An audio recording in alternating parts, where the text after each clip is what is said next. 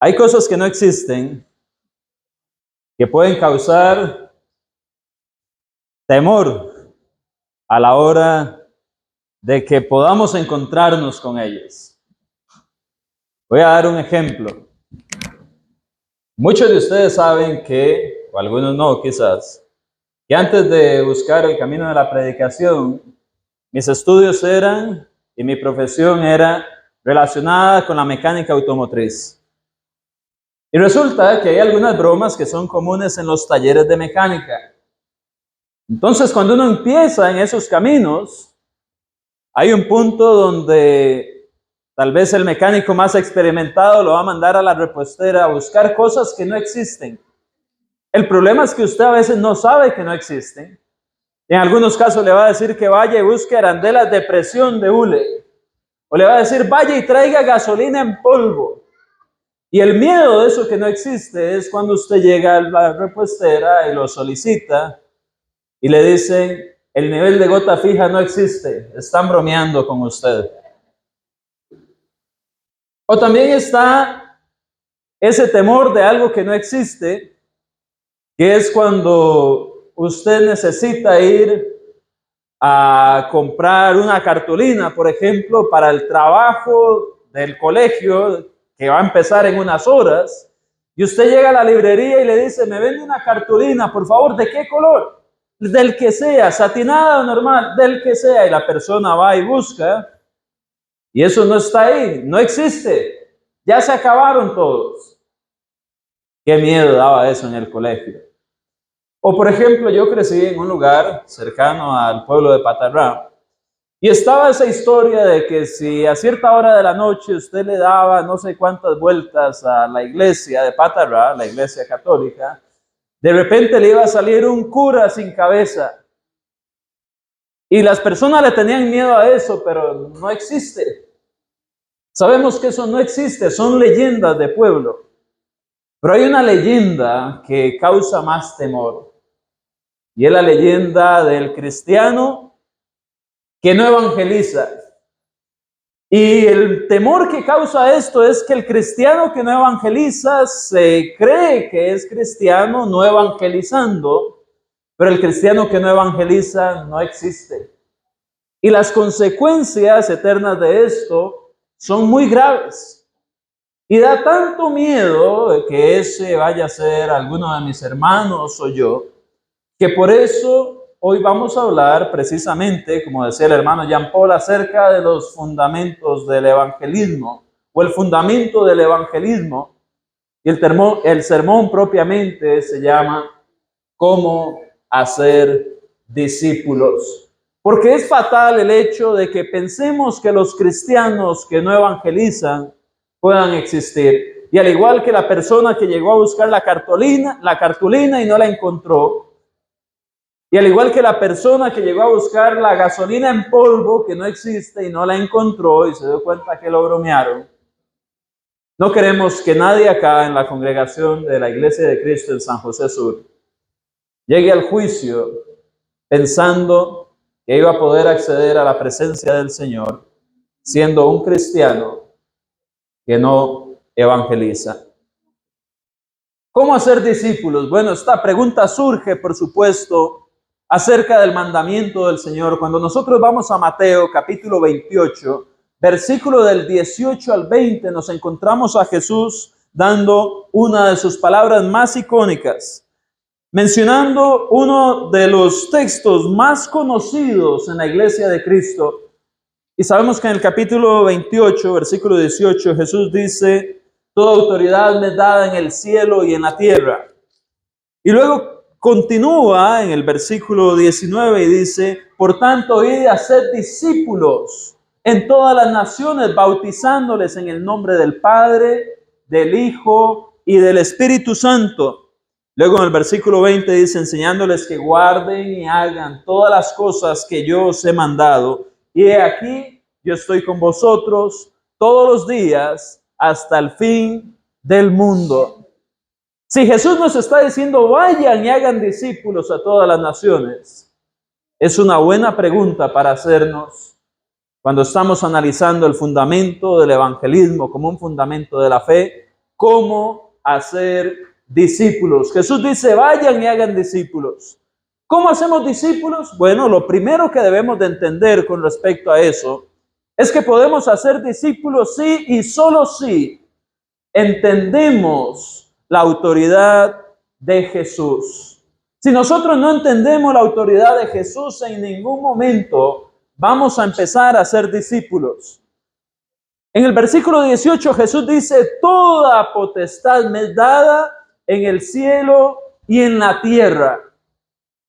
¿Cuánta potestad le fue dada a Jesús? Toda la autoridad. Si usted no conoce la palabra potestad, quiere decir autoridad. Y sabemos que cuando hay una figura de autoridad, y esa figura de autoridad da un mandamiento, un imperativo, ese mandamiento o imperativo no es negociable. Tiene que suceder sí o sí. No hay una excepción a esa regla porque la regla la da la figura de autoridad. Y siendo la persona que da esto quien tiene toda la autoridad, es alguien que debe de prestársele atención y también obedecérsele. Cuando Jesús dice toda potestad me es dada en el cielo y en la tierra, todo eso tiene muchísimo sentido. ¿Por qué? Porque podemos recordar después de la tentación de Jesús en Mateo capítulo 4, al final de las tentaciones, ¿qué se nos dice? Que los ángeles venían y le servían. ¿Por qué? Porque en el cielo toda la potestad estaba sobre él. Él tenía dominio sobre los seres espirituales de las regiones celestiales y ellos venían y le servían. Todo en el cielo está a los pies de Jesús. Ahora, cuando hablamos de la tierra, ahí es donde nosotros entramos en parte, porque adivinen en qué dominio estamos nosotros. Estamos en el dominio de la tierra.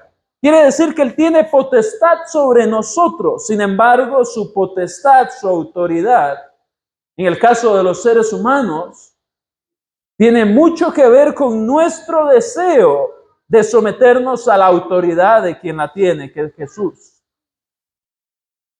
Cuando la autoridad se enfrenta y no se obedece, luego hay consecuencias y es precisamente lo que estamos tratando de evitar. Pero lo que podemos hacer por mientras es reconocer esa autoridad y obedecerla. Quizás usted recuerda cuando Jesús tenía como 5,000 personas alrededor y no había cómo alimentarles. ¿Qué hizo Jesús? Multiplicó los panes y los peces y las 5,000 personas comieron y sobraron como 12 cestas, 12 canastas. ¿Puede hacer algo así cualquier ser humano? Claro que no. Eso nos muestra que Jesús es Dios y por lo tanto tiene toda la autoridad. Cuando estaban los discípulos temerosos en aquella barca que se movía de un lado para otro, ellos no sabían qué hacer y sentían que se iban a hundir, que iban a naufragar y Jesús estaba durmiendo. Y llegan y lo despiertan. Jesús, Señor, ¿no ves que estamos pereciendo? Y Jesús viene y actúa y calma la tempestad y se viene aquella gran paz. Todas las personas se preguntaban, ¿quién es este? ¿Quién es este? ¿Por qué? Porque su autoridad estaba en el viento, en la marea, en la tormenta. Él tiene toda la autoridad, no solo en el cielo, también en la tierra. Entonces el evangelismo debe de ser entendido bajo la misma línea. Es la misma línea, porque él empieza en el 18 diciéndonos que tiene toda potestad. Pero luego en el versículo 19 dice, por tanto, id y haced discípulos. Y esta idea de hacer discípulos, esta frase verbal, es un imperativo. Se escribe en forma de mandamiento. En otras palabras, cuando Jesús viene y le habla a su pueblo, a su reino, a la iglesia, a sus discípulos en aquel instante, en primera instancia, podemos ver que Jesús estaba dándoles una orden para cumplir. Él no les dice, si ustedes quieren, si de casualidad me quieren, en algún momento háblenle a alguien de mí, tal vez. Esa no era la idea de Jesús.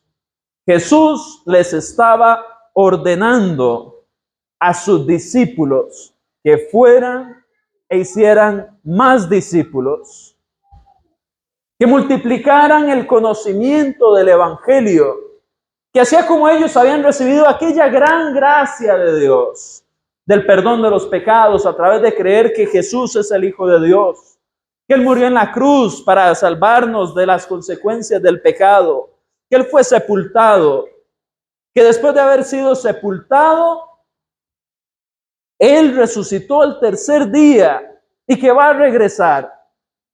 Eso vino a darle esperanza a los discípulos de Jesús y ahora Él quería que ellos fueran a llevar esa esperanza a todas las naciones. Recuerden Mateo capítulo 5 cuando Jesús les dice, ustedes son la luz del mundo. Y la idea cuando les dice eso es que lleven la luz a todos lugares para que así las personas viendo sus obras glorifiquen a Dios. ¿Y cómo van a glorificar a Dios si solamente las personas se portan bien? Está la idea de predicar con el ejemplo. Y sí, con el ejemplo mostramos si somos cristianos verdaderos o no.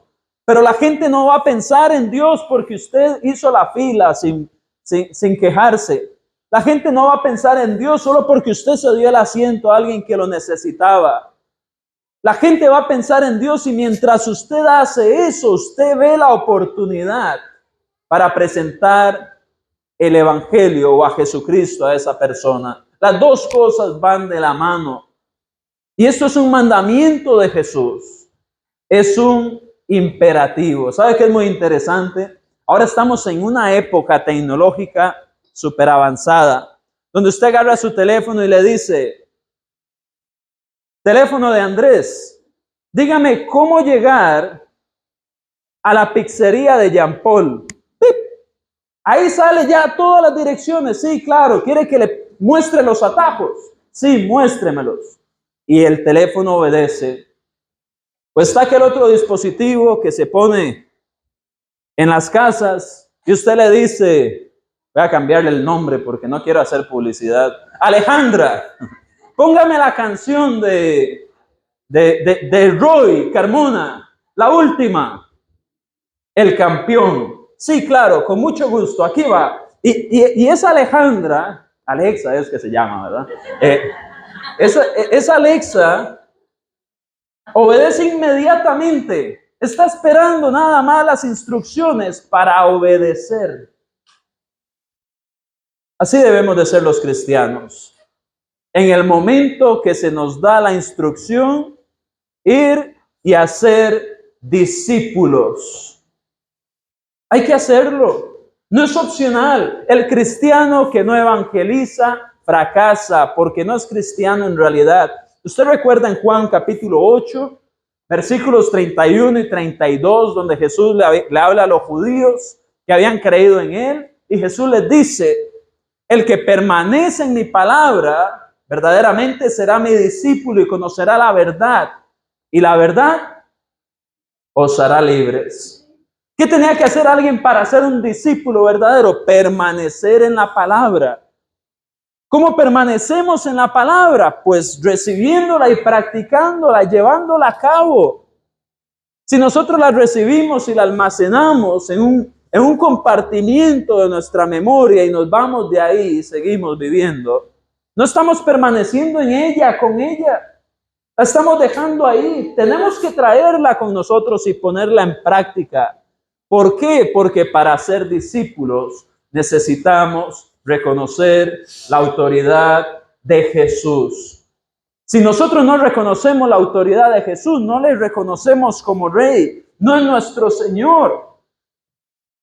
Él no va a dejar de ser Rey y Señor, pero para que sea nuestro Rey y nuestro Señor tenemos que darle el lugar que Él tiene.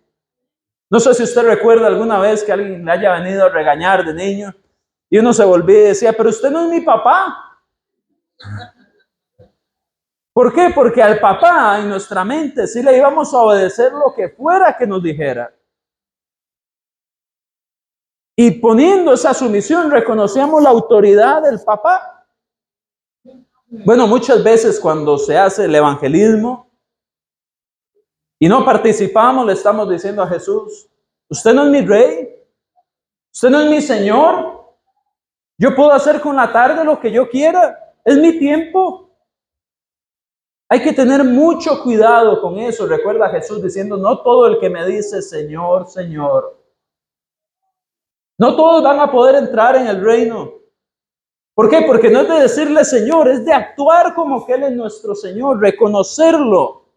Y si Él viene y dice, por tanto, id y hacer discípulos a todas las naciones. Ese ¿por tanto qué? ¿Con respecto a qué? Con respecto a que Él tiene toda la autoridad en el cielo y en la tierra. Ay, yo estoy en la tierra, entonces tengo que acatar su autoridad, tengo que ir y hacer discípulos.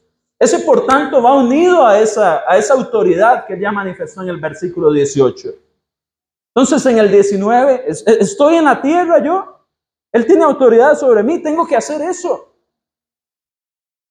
Entonces, si al final de este año, si al final de este mes, si al final de este día, no hicimos el más mínimo, el más minúsculo, el más pequeño de los intentos por hacer un discípulo, estamos fracasando en esta misión, en este fundamento de la iglesia. Cada oportunidad, cada vez que alguien se acerca, usted puede hacer una invitación a que esa persona tenga un estudio bíblico, que visite la iglesia, para vernos después y ponernos de acuerdo y estudiar la Biblia cuando salga de su trabajo. No sé, eso se puede hacer, pero no lo vamos a hacer si no entendemos que esto es un mandamiento, que es algo que no es condicional. Nuestros compañeros de trabajo no pueden no saber que somos cristianos. Y no porque le digamos somos cristianos, sino porque les invitamos a conocer del Evangelio, que ese es el verdadero contacto con Cristo. Y así ellos van a poder venir a la iglesia. Y así ellos van a ser parte del reino. Pero si usted no hace ese intento cada día de su vida, siendo parte de la tierra donde Él tiene autoridad, lo que usted está diciendo al Señor es, no reconozco su autoridad. Y ahí es donde nos convertimos en el cristiano que no evangeliza y que tampoco existe. Eso sí da miedo. Eso sí da miedo. Ahora, ¿cómo hacer discípulos? Ya vimos que reconociendo la autoridad de Jesús, la segunda forma de hacer discípulos es poniendo el plan en acción. Ya que interesante, Jesús dice, por tanto, id y hacer discípulos en todas las naciones, bautizándoles en el nombre del Padre, del Hijo y del Espíritu Santo, enseñándoles que guarden y hagan todas las cosas que yo os he mandado. Aquí encontramos mucha información que tiene que ver con poner el plan en acción. Esa es la segunda forma de hacer discípulos, poner el plan en acción. Hay algo muy interesante que el español no refleja, pero que podemos entender acá. Cuando usted ve que ahí dice, por tanto, id, nosotros vemos ese id como un verbo, ¿verdad? Se ve como la idea de acción o movimiento normal, al igual que el verbo hacer discípulos. Sin embargo, en el griego koiné, que esto se escribe, eso es algo que se conoce como participio. Y pueden haber participios verbales o adverbiales. No quiero entrar en una cuestión de gramática, pero el participio verbal lo que va a hacer es darle una cualidad al verbo. Es decir, va a describir al verbo. Entonces, si el participio es ir, que en español la forma de ir en participio es yendo, la idea es que hagamos discípulos yendo.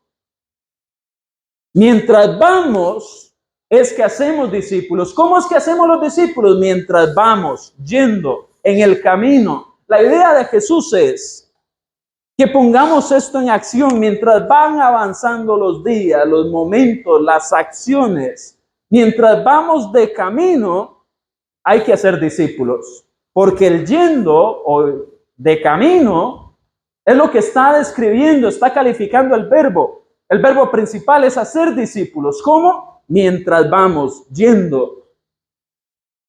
En otras palabras, si salimos de esta puerta hoy Y mientras estamos acá, si nos acompañan visitas, y mientras nos dirigimos a donde sea, al restaurante, a la casa, con todas esas personas que nos topamos de camino, y tomamos un panfleto de estos y lo entregamos y le decimos, esperamos que nos acompañe la próxima vez. O toma una tarjeta de esas que dice tarjeta de regalo cristiana, y usted le dice, ve aquí, hay una información valiosa para usted, si valora su alma, léala. O simplemente le dice, muchas gracias, quiero regalarle esto. Ahí mientras usted va yendo, va haciendo discípulos. Esto es algo que se debe de poner en acción, es en movimiento. El evangelismo congregacional, que por cierto este mes va a ser el 21 de septiembre, y así como veo miembros de esta congregación, yo espero que ese día hayamos personas que nos quedemos y que superemos la regla general de haber 10, 12, 15 personas y estemos todos los miembros y podamos así ir juntos. El evangelismo congregacional no es donde se acaba el evangelismo, es mientras vamos cada uno de nosotros. Ahora hay otro aspecto interesante de poner el plan en acción. Y es que para poner el plan en acción debemos de recordar qué es lo que hay que enseñar. Poner el plan en acción de hacer discípulos no es enseñar toda la doctrina para que la persona se bautice. La persona lo que necesita saber es el evangelio. Vida, muerte, sepultura, resurrección y regreso de nuestro Señor Jesucristo. Si usted puede explicar eso, que Jesús murió en la cruz, que fue sepultado, que resucitó, usted está listo para evangelizar. Cuando nosotros vemos en el libro de los Hebreos, se nos habla de que a aquel pueblo no se le iba a tener que explicar quién era Dios, porque ya ellos iban a conocer a Dios. ¿Por qué? Porque antes de bautizarnos ya conocíamos el evangelio. No es algo nuevo que usted tiene que estudiar, ya usted lo sabe cómo usted fue salvo. Ya conocemos a Dios y podemos hacer que otros lo conozcan mientras vamos yendo haciendo discípulos. Poner el plan en acción. Es inevitable ver que aquí dice bautizándoles. ¿Quién de los que está aquí está listo para bautizar a alguien? ¿Está usted listo para bautizar a alguien? Si usted estuviera solo con esa persona que quiere obedecer, ¿está usted preparado para decirle, le voy a bautizar? ¿Pueden entender que aquí Jesús le está hablando a sus discípulos? Y no es, por tanto, los predicadores de la iglesia de Cristo, por tanto, los ancianos y diáconos únicamente. No, esto es algo que va para cada discípulo de Jesús. Y esto se ha mantenido en la historia y aplica para nosotros también. ¿Está usted listo para bautizar? ¿Está usted listo para hacer que alguien bajo la autoridad del Padre, del Hijo y del Espíritu Santo, ayudar a asistir a esa persona para que muera y nazca del agua y del Espíritu? Está esa falta muchas veces de entender qué es hacer discípulos. Pero si salimos de aquí sin saber que debemos de estar preparados también para bautizar, ¿vamos a fracasar? Cada cristiano debe estar capacitado para saber hacer eso. Porque Jesús dice, sí, que hagan discípulos. ¿Y cómo se hacen los discípulos? Después de haberles predicado, bautizándoles en el nombre del Padre, del Hijo y del Espíritu Santo. Si no, usted, aunque le diga todo el evangelio y no sabe cómo bautizarle o no tiene un plan para bautizarle, no va a poder hacer los discípulos. Tenemos que estar preparados para bautizar. Hoy mismo tenemos un bautisterio que en cuestión de minutos está listo para que alguien que quiera ser parte de estos, que reconocen al Señor como Rey de sus vidas y del cielo y de la tierra, pueda hacerlo. ¿Por qué? Porque entendemos la necesidad de estar listos para bautizar. Y por supuesto, si usted ya se bautizó, no piense, bueno, ya soy discípulo, porque ¿qué dice Jesús después? Enseñándoles que guarden y hagan todo lo que yo os he mandado. Hay cosas que hay que aprender después. El bautismo es el inicio de ser un discípulo. Y así se practicó cuando usted ve Hechos capítulo 2. Pedro se puso en pie y predicó, y ¿cuántos se convirtieron? Como 3,000. Y usted dice, no, pero es que Pedro ya tenía 3 años con el Señor Jesús. Ya Pedro era un experto en evangelismo. Bueno, veamos Hechos capítulo 9. Cuando vamos a Hechos capítulo 9, versículo 20, nos encontramos con un hombre llamado Saulo. Él recién había recuperado la vista. Él recién había sido bautizado. Y ve el versículo 20, enseguida dice, predicaba a Cristo en las sinagogas, diciendo que este era el Hijo de Dios. Ve el 19, y habiendo tomado alimento, recobró fuerzas, y estuvo Saulo por algunos días con los discípulos que estaban en Damasco. Enseguida predicaba a Cristo en las sinagogas, diciendo que este era el Hijo de Dios. Hermanos, enseguida debemos de empezar a predicar. Hay que poner esto en acción. No lo deje para después que usted sea un cristiano experimentado. No lo deje para cuando usted alcance 9, 10, 20 años en Cristo. Cristo desea que usted sea como Saulo y enseguida atienda el llamado de ir y hacer discípulos. Eso es necesario. Hay que hacerlo para allá. Hay que poner el plan en acción. No podemos ser como Andrés. Esta semana sucedió con Andrés. Vea lo que pasó, qué interesante. Había un mueblecito que había que mover. Mi esposa me dice, Andrés, ¿puedo pedirle un favor antes de que se vaya? Sí, claro que sí. Muévame este mueblecito a la otra habitación. Sí, yo lo voy a hacer. Pasó el rato.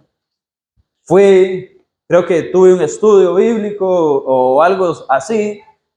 Sí, creo que fue con Jean Paul. Fuimos, estudiamos con unos hermanos, volví a la casa y me dice mi esposa, usted me tiene que felicitar. Y yo, ¿pero por qué? Bueno, ¿no nota algo diferente? Yo vuelvo a ver a la esquina de nuestro cuarto y adivinen que no estaba ahí. No estaba el mueblecito, pero no porque yo lo haya movido, nunca puse el plan en acción. Ahora la gloria de eso se lo ganó ella. Yo no pude decirle, mi amor, ya lo hice. Y ganar puntos con mi esposa, me perdí eso. Usted sabe lo lindo que es cuando uno hace algo y la esposa le da los méritos. Uno siente que es el héroe en esa casa. Y luego ojalá diga, amor, ¿qué haría yo sin usted? Usted se siente el esposo ideal. Y me lo perdí porque no lo hice. ¿Quiere usted ser ese hijo de Dios, ese discípulo de Jesús? Que le digan, buen siervo, pase adelante a la presencia de su Señor. Tiene que acatar este mandamiento y poner el plan en acción, estando listo para ser discípulos, para bautizarles y usted mismo ir aprendiendo para luego poder enseñarles otros fundamentos de la doctrina. Y de esa manera, así como Timoteo se le dijo que aquello que él había visto en Pablo, delante de muchos testigos, que eso enseñara a hombres fieles, idóneos, para enseñar a otros, segunda de Timoteo 2:2. Así como Timoteo tenía que hacer eso, usted puede ser un Timoteo o una Timotea también. La pregunta es si quiere o no poner el plan en acción. Ahora, el siguiente punto y último, ya sabemos que cómo hacer discípulos, reconociendo adecuadamente la autoridad de Jesús. Cómo hacer discípulos poniendo el plan en acción, ya usted lo sabe. Cómo hacer discípulos confiando. Hay que confiar. Hay que confiar, hermanos. ¿Qué dice Jesús al final de Mateo 28 y cómo cierra el Evangelio? Y he aquí, yo estoy con vosotros todos los días, hasta el fin del mundo. Amén. Sí, así dice, amén. Hasta el fin del mundo. Jesús está con su iglesia. Esta promesa no era solo para los discípulos, los 12. Jesús está con nosotros. Él está con nosotros. Cuando estaba en la mecánica, volviendo a eso, había algo que como mecánico principiante uno le daba mucho miedo a veces meterle las manos a un trabajo, porque uno decía, es que si lo aprieto más de la cuenta lo puedo dañar, si lo dejo flojo esa persona se puede morir en un accidente. ¿Qué hago? No, mejor. Y está esa tensión de hacer este trabajo que tiene que ver con la seguridad, si es un ajuste de frenos o algo importante. Y uno tiene ese miedo de entrarle. Y estaba tal vez el mecánico experto a la par y decía, hágalo tranquilo, yo lo voy a revisar, yo estoy con usted. Yo no voy a dejar que ese trabajo salga mal de aquí, pero practíquelo, hágalo. Ponga en su conocimiento, ya usted estudió, usted ha estado en esto, confíe. Y entonces ya uno lo hacía y venía el mecánico, sí, lo hizo bien. Y uno aprobaba la práctica del colegio, ya luego se gradúa y ya luego va a la parte profesional. Y ese apoyo que uno tenía a la par va dando confianza, se siente bien. Y yo sé que muchas veces es retador para todos nosotros. ¿Cómo ponernos delante de alguien y decirle, ¿quieres saber de Cristo? ¿Quieres estudiar la Biblia conmigo? Tengamos una cita la otra semana y nos tomamos un café y le comparto algo de lo que me encantó de la Biblia ahora que estudié. A veces es retador tocar la puerta al timbre y está ese portón grande que ni se ve nada para adentro y solo se oye una vocecita ahí en un parlante. Sí, ¿qué quiere? ¿Verdad? Y uno dice, ¿cómo le respondo a ese aparato? No estoy viendo ni una cara. Es retador el evangelismo muchas veces. Pero no tenemos que enfrentarlo solos, hermanos. Estamos con el cuerpo de Cristo, que es la iglesia. Hay hermanos para ayudarle a crecer en esta área. Para que vamos a estar ahí a la par suya para decirle, tranquilo, yo le ayudo si hace falta. Dele la invitación a esta persona, si es que estamos tocando puertas juntos. O reunámonos y yo le comparto unas estrategias para que lo haga la próxima vez. Estamos para ustedes, hermanos, úsennos. A los hermanos que tenemos tal vez alguna experiencia en esto, pero más importante, Jesús nos está diciendo aquí, he aquí, yo estoy con vosotros todos los días hasta el fin del mundo. Él no nos va a dejar en el evangelismo. Él no nos va a dejar, Él no se va a dormir, no va a estar ocupado. Él está con su iglesia, hermanos, sintamos confianza. Él no encomendó una labor que no podamos hacer. Es algo simple. Hay personas que de la forma más sencilla les he explicado el evangelio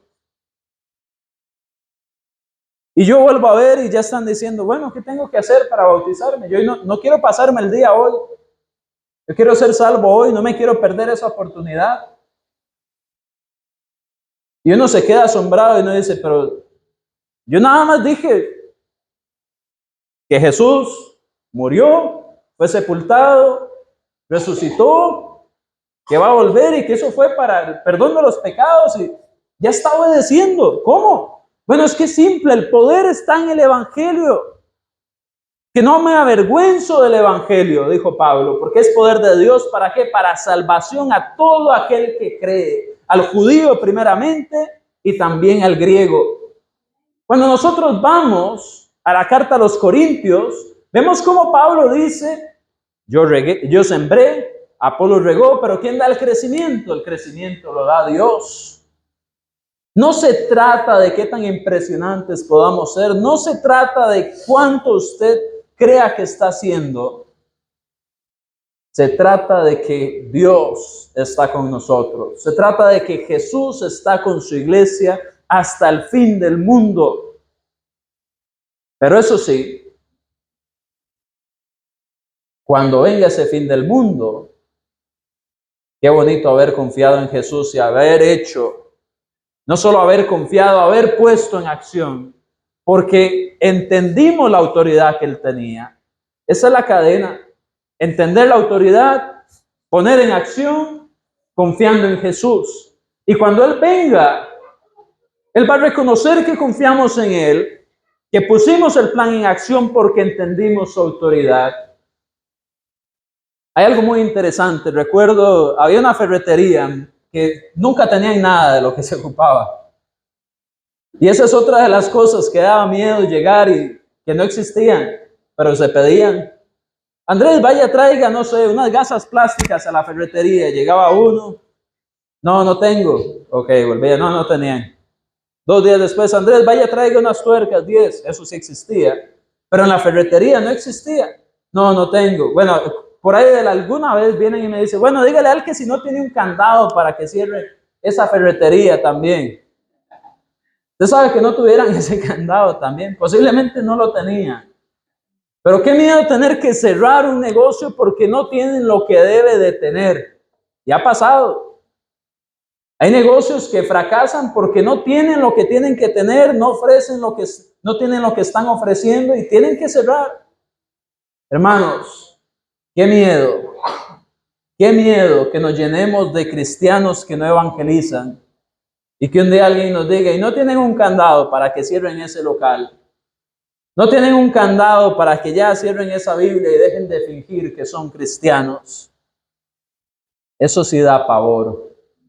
Porque eso sería como que se apague ya esa luz del candelero, como en las iglesias del Apocalipsis. Usted lee que se les exhorta y si no, tomaré la luz del candelero. Y qué terrible ser en una iglesia en esa posición.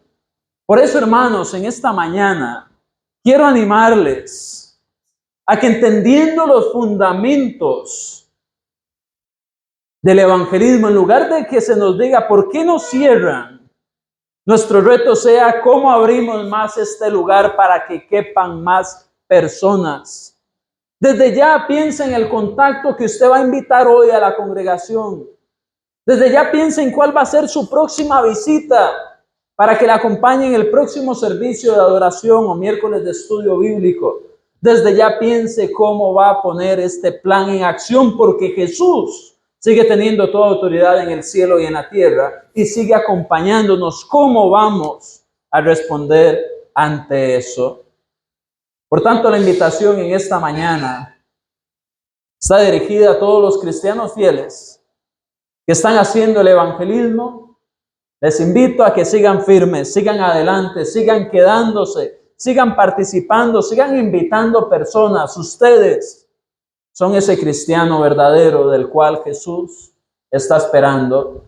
Si usted ha dejado de evangelizar como cristiano, tengo que decirlo y es triste, pero está en pecado. No está cumpliendo el mandamiento. El pecado es infracción a la ley. Primera de Juan, capítulo 3, versículo 4. El pecado es infracción a la ley. La ley es que los discípulos hagan más discípulos. No está haciendo más discípulos, está infringiendo la ley, está en pecado. ¿Cuál es la invitación? Arrepiéntase hoy mismo, no deje que los días sigan, porque con el arrepentimiento viene el dulce sabor de la esperanza en la venida del Señor. Y usted puede empezar a poner en acción este plan y ser un cristiano de a de veras. Y finalmente quiero hacer la invitación para que se queden de pie también aquellas personas que nos visitan. Si entienden el propósito del evangelio, si entienden que Dios les está llamando, si entienden que la forma de ser un discípulo es siendo bautizado y aprendiendo todas las cosas que Jesús mandó para que Él esté con usted hasta el fin del mundo y usted quiere que eso sea así, quédese de pie en este himno de invitación y vamos a buscar cómo asistirle. Pongámonos de pie, vamos a cantar. Hermano ha preparado un himno de invitación y está abierta para todos.